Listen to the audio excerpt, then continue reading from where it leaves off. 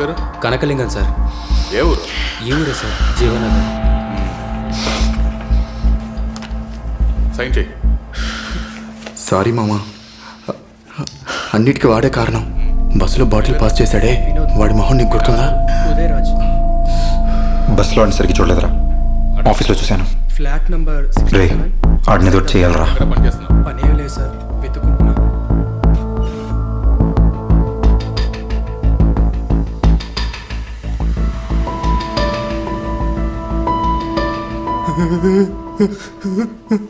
రే దున్న పోతలా ఉండి ఏడుస్తున్నావు. దున్నపోతే అది తిన్నావు, నాకు పిచ్చకపో వస్తుంది. ఒక ఐడియా చెప్తాను, వింటావా? మళ్ళీనా? దీన్ని కొట్టు, ఏడుపు ఆగుతుంది.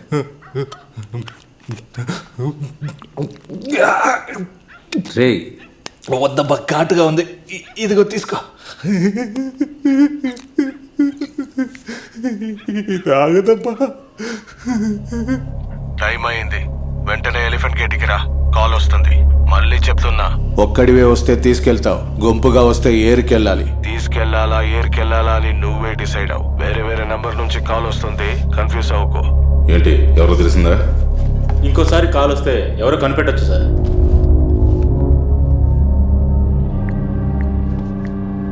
పిల్లాడిని దుప్పట్లో చుట్టి డిక్కీలోకి ఎక్కించు. అలాగేనా?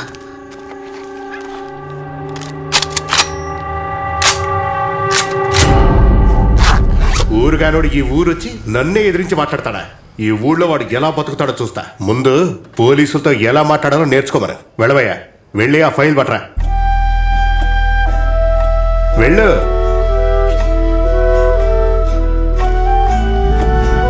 నేను మ్యాక్సిమం ఒక రోజు వరకు మీ సర్టిఫికేట్స్ ఏవి లేకుండా మీ జాబ్ మేనేజ్ చేయగలను. అంతలోగా మీ ఫైల్ని ఎలా కనిపెట్టాలో ఆలోచించండి. మర్యాదగా ఇవాళ రాత్రి ఈ ఊరు నుంచి వెళ్ళిపో. దయచేసి ఇక్కడి నుంచి వెళ్ళిపోనా పరుతి, ప్లీజ్ వెళ్ళిపో. నువ్వు ఎవరి కోసం ఇదంతా చేసావో ప్రెస్ మీడియాని పిలిచి వాళ్ళ పేరు రోడ్డుకి ఎడుస్తా. అన్నట్టు ఊరికి కొత్తనే చెప్పుకో, నీకు అన్ని రూట్లు తెలిసిన బిల్డప్ ఇచ్చాను. వాడి పిల్లాడు వాడికి దొరికిన ఓ రోజంతా పిల్లాడిని ఉంచుకున్నందుకు వెతుకుని వచ్చి వేసేస్తాడు.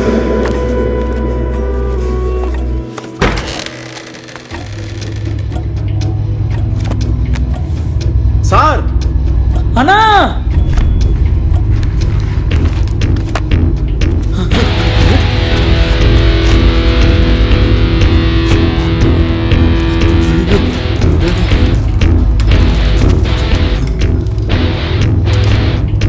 సార్, ఆ కుర్రాడు ఫైల్ కనిపించట్లేదు సార్.